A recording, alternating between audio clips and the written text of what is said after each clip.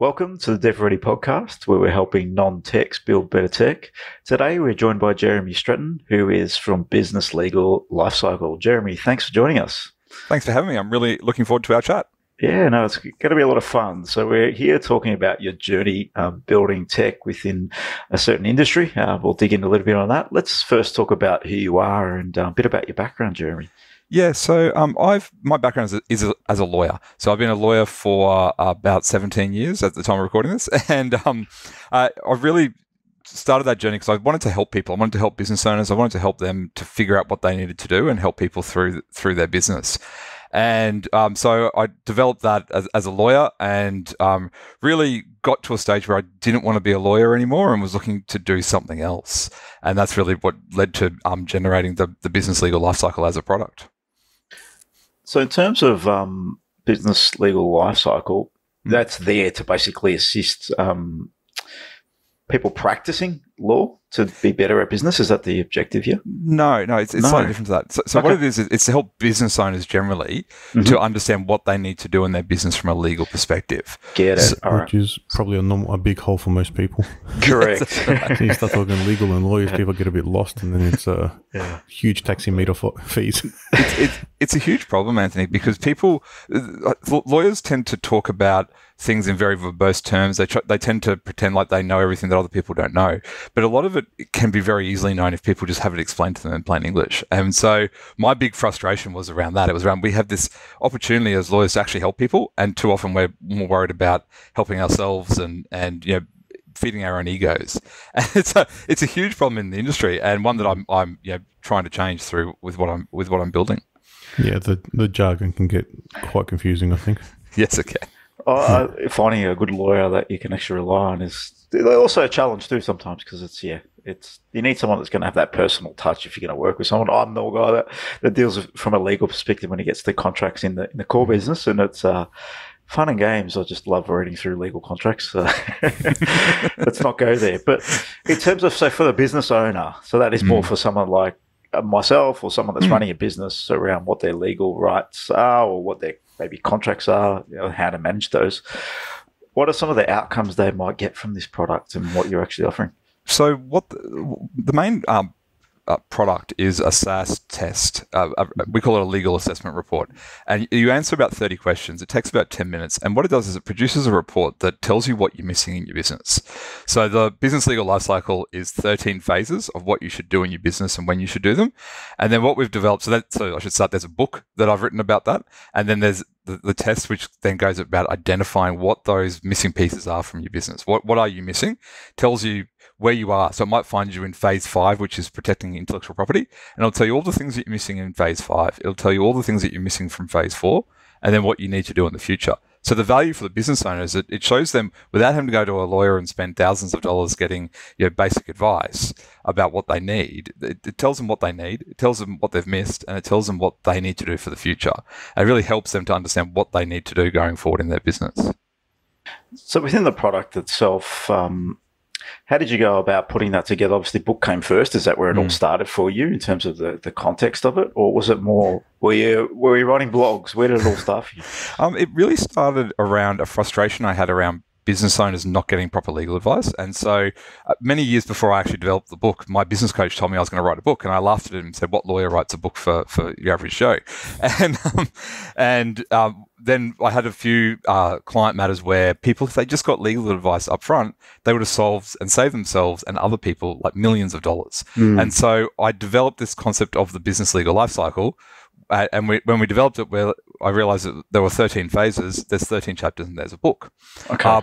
Coming off the back of that, we thought, well, how can we make that more useful for us in our business? So that's where the idea of the SaaS test came up for ourselves in our business. So what we did is we engaged so I'm based in Brisbane, we engaged a local developer up here to help us to build that test as really an internal test for us. And that's really where it started from. Okay, so from jumping into, let's talk a little bit about, I think there's some value here for people that are listening in that are in business or going through building a business in the tech space. What are some of the key things within that process that people want to be aware of during their times in business, and when there might be some loopholes that they need to understand, or what are the steps, basically? Let's talk a bit about those as well. In the software development process? No, in the actual the life cycle. I think let's talk about that for 5 minutes. I'd love to explore that just so people can get their hands around some of the things they may not know in this space. Yeah, I think probably some of the big things are around really understanding what you want in the future. So what are you building this business for? Because there's many different ways to structure a business. And you can set up companies, you can have partnerships, you can have trusts, but you really need to understand what you want so that you can get the best structure for yourself and what you need going forward. So really, it's not really a legal point, but understanding what you want seems to be the foundation point of everything that you do. So really getting a handle about what you want and that will guide where you want to go. Setting up your documentation right with clients and customers is another huge one. So when people start in business, I get it. I've started 4 businesses, and you want to get in there. You want to start doing the work. You want to start helping people straight away. The problem with that is that people do that without any documentation behind them, and that can work well for the first 2, 3, 4 years. But people change, money changes people, and down the track, there could be a disagreement or a misunderstanding between people, and guess what? Nothing's written down. And so it's all based on emails or conversations, and that can cause a lot of problems between business owners. So just having fundamental agreements where you document what the expectations are up front solves so many problems. It's not funny. So they're 2 big ones. Another one is when people are bringing on employees. So if you're bringing on employees, not bringing them on properly, again, that they're really excited, they're bringing on their employee. I get it. I've been there. And so you don't document it properly. And then if something goes wrong with the employee, or that they don't meet an expectation, there's no documentation for you to rely on to enforce your legal rights against them.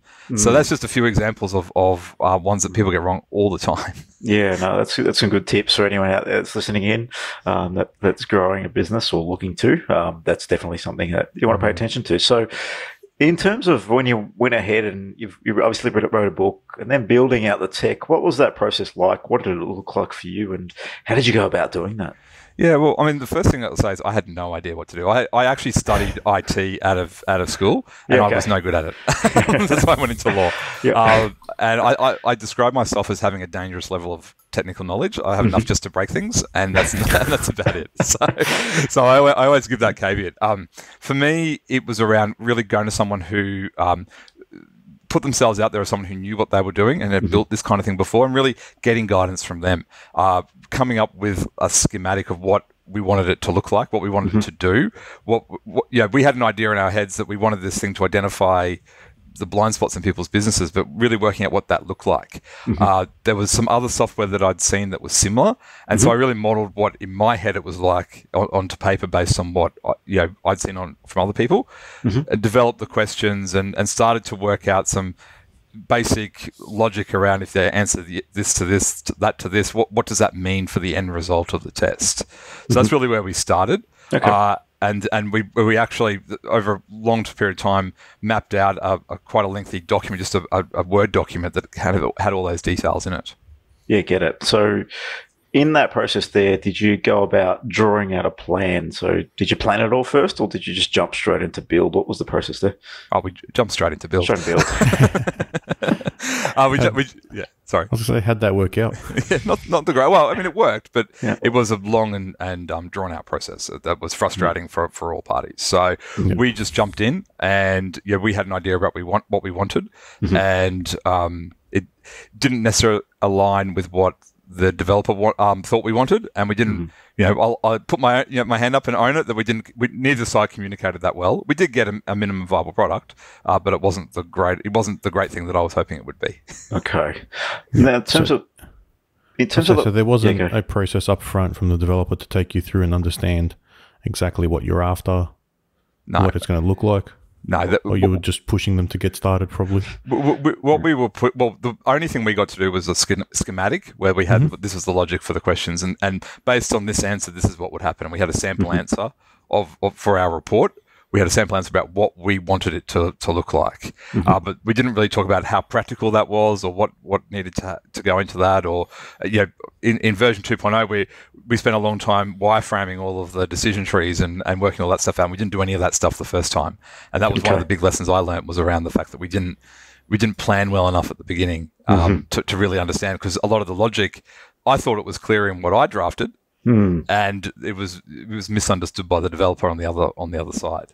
Okay. So I was using my language, not their language, and neither of us really questioned it. And then it wasn't until the product was almost finalized that I'm seeing it done, and I'm going, no, that's not right. That answer shouldn't be that. You shouldn't have that result, and all those kind of things. So that's where the frustration came. And it always comes back to communication, I think. It's a fairly common thing we've seen with all the people who've been on the podcast and just in their own business, with clients come in, they've gone to a previous developer, and communication, you think it's good enough, but when you're developing software, it has to be explicitly stated. Otherwise, someone will assume something, and then it's completely wrong direction. That's right, and we didn't do any of the agile process. None of the 2-week sprints. Again, with the developer who's now my business partner in the business and is helping me, as a technological partner. We go through the 14-day sprints. We go through all of those things and make sure that everything's understood and there's not long gaps between idea to finished product, and then a lot of stuff gets missed in between. Yeah. In terms of have you found the difference between that agile methodology compared to what you did in the beginning? What's been the difference for you? The main difference is around the communication, and because you're checking things every couple of weeks, and because you're having that communication, you're really understanding where things are, and so you're testing things really quickly. You're making sure that everything is what you're expecting it to be, and if it's not, then the developer, he's very good. He explains it to me and why that might not work or why this will work, and then we move forward. And I think that's I think that's with everything. I know as a lawyer, when I don't communicate with a client, they find that frustrating too. Of course. And I see it the same with the developer. When the developer doesn't communicate with me, then I find that frustrating as well. So on that front, so you build the first version, didn't quite go to plan, or either you plan in your mind really, because that's really where it sort of came from. How did you find your developer, who is now your business partner? How did that come about? And what was the process there? Yeah, so I spent a long time looking. I am a member of a mastermind out of Nashville in America. Okay. And I joined that because I wanted to find a lawyer in the States to help me rewrite my books and products for the US market, which I found. But I also reached out to that same group and asked for a developer. And there happened to be a gentleman in that group who was a developer. And given what I'd been through with the first one, I spent a long time vetting him. I interviewed a bunch of people that he had done developments with before. One of them was someone that I meet with on a regular basis, so he was able to give me some good insight. I really talked through what my experience was with the previous developer as well. So we had a lot of discussions around what the problems were and how we could make sure that didn't happen again. And after a long time of those discussions, we're talking probably 6 months, and this was 6 months because we're in different countries on the other side of the world. We're getting to know each other.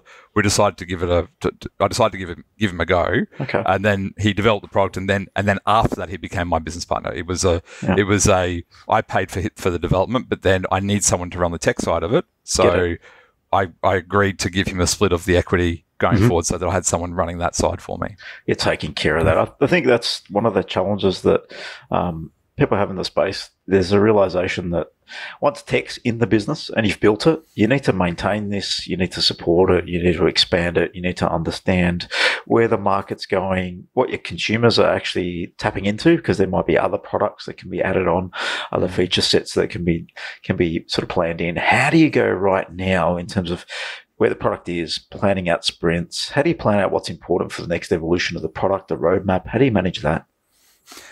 So we don't do it well, that side of it. We're actually doing a bunch of work with a commercialization coach at the moment, helping us get the product more out there. Whilst I said business owners are the main client for the product, if lawyers do the test for their clients, they get the best return out of it. So we're working out really what our message is to the lawyers. So what we're spending a lot of time at the moment is interviewing lawyers, showing them the product, getting their feedback. How useful is it? How would you use it here? Like, business owners love it because it helps them see those spots. But as I say, the scalable business for me is when I get lawyers using it for their clients. Yeah. And so we're working with the lawyers to find out what do they want, and how can we use what we've already built to help them get what they want, because at the end of the day, what they really want is a consistent flow of work coming in. This gives that to them. So we want to show them that and then help them build that out. So as far as those pieces go, it's a iterative process of watching what feedback we get, talking to the lawyers in particular, finding out what else we could do that would be useful for them, then figuring out how cost effective it is to build it, and then build it after that. At what point did your target market change? Because clearly that's changed in the evolution of the product. Has that impacted the direction of the product, the way it's used? What has that done? Yeah, so the first part of the question about when did it change? It really changed. So in 2018, we won for version 1, we won the Queensland Law Society Innovation in Law Award.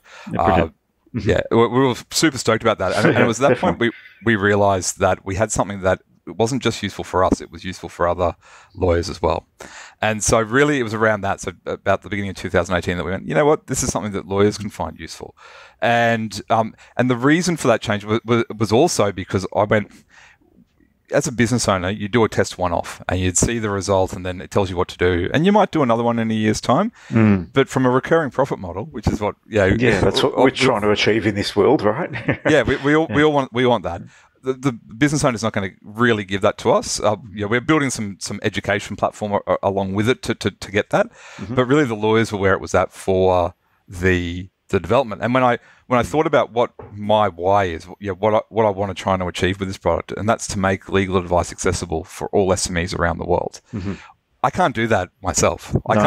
I can't sell this test that's less than $100 to all the businesses around the world. I need lawyers to partner with to get it out to their clients to then help people. And if we can do that, then we can actually truly make a difference with people in the world. So it was kind of a confluence of all those things came together, and we went, this is what we're going to do. And one of the things that we've built in version 2.0, and this was very heavily driven by the developer, is a lawyer's portal. So lawyers can log in and see all of their client information in one spot.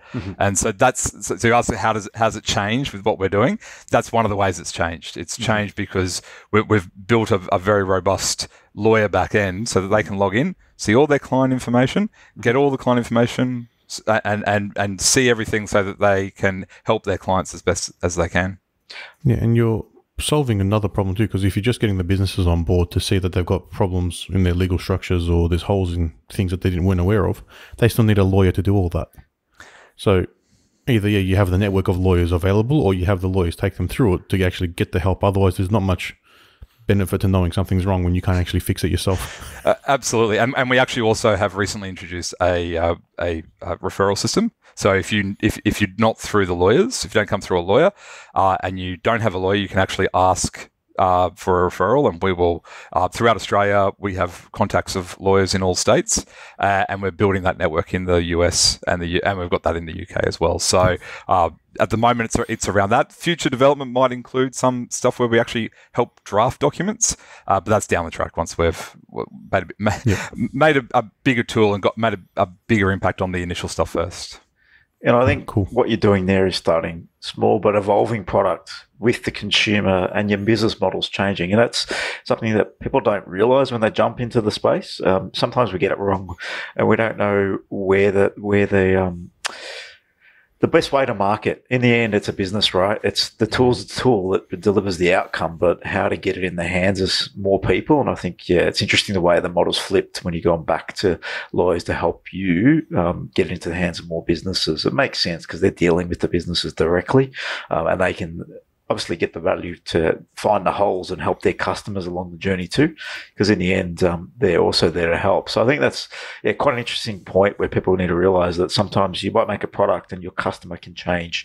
We've seen it happen in a couple of different conversations where whoever's paying for the product can change, and it can impact the way you market and model it out too, and just changes the whole business process. Yeah, absolutely. And our product still works for the business owner. I still do talks, I do podcasts where we talk about it and we make it available to business owners to do. It's just for the long-term success of the product, we need lawyers to to be on board with it, because as you say, they can actually help their clients. So yeah, and it is an ever evolving thing. I don't, business. I think in all sorts of businesses, every business evolves over time, and if you're not evolving, then you're probably going backwards. So definitely another example. Yeah. In terms of, and that's one advantage if you are we're in business that is evolving. It's one of the key points that you said there. And if you're building tech products, I was on a conversation earlier today around internal teams and if you should do internal teams or not. And I think there's a point where, yes, you might build some external, but bringing someone internal into a business, if a core offering is technology, needs to happen. And when that time comes, I think it's hard to say when exactly it is, but you might be able to build an MVP and get you to a point externally. But if it is a core component of what you're doing, you do need some support internally, at least from a CTO perspective or someone that can advise you. If you're not technical yourself, it's definitely something that has to be done at some point in the business evolution. Especially if you haven't found that good partner. Yeah, correct. That can work with you. Yeah, I agree, and I think that that was a big realization I made. Is I realized, as I said earlier, I have a dangerous level of tech knowledge, and I can break things, and I'm the worst person in the world to be doing that. So I needed someone to actually run that, and that's why. I did. I went through a very long process, a very long vetting process to make sure I found the right person. So that I know that this thing's going to be huge. I know that we can help a lot of people, and we can really make a difference. And I need the right person on board with me with that. So. Yeah, just having that, knowing that you're doing something right, and winning an award a couple of years ago, I'm sure it gave you a bit of a kick up the butt to keep pushing, because in business, we can sort of get to sort of roadblocks where things get hard, and if the first version didn't quite work and you still won an award because of it, that's the case of the first version, or was it, still V1 and it wasn't perfect? That still gives you a good incentive to keep moving and keep going on the right track, right?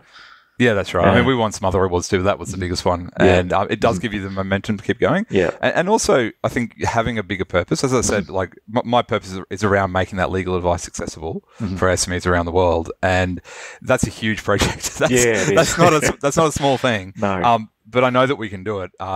We've developed the product so it works in Australia, the US, the UK, and South Africa. Yes. We're going the Western world first because the law is very similar, and then we'll look at other countries. But it's definitely possible, and it's something that I'll definitely be working towards achieving.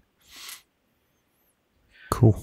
Yeah, that's a good target to have then, because they're consistent. It makes it a little bit easier for you to roll out, less tweaks to the system, and on top of that, you'll have localization and internationalization problems with translations and other stuff that some people don't think about in software, especially. Yeah, absolutely. And the translation problems, even with America and the UK, the language. There's language differences, right? And there's different meanings in words, and legal's very. A one word change can mean a completely different thing. So it becomes a bit complicated, doesn't it? It does, and it's something that we've been very careful of. Even the difference between using the word lawyer and attorney.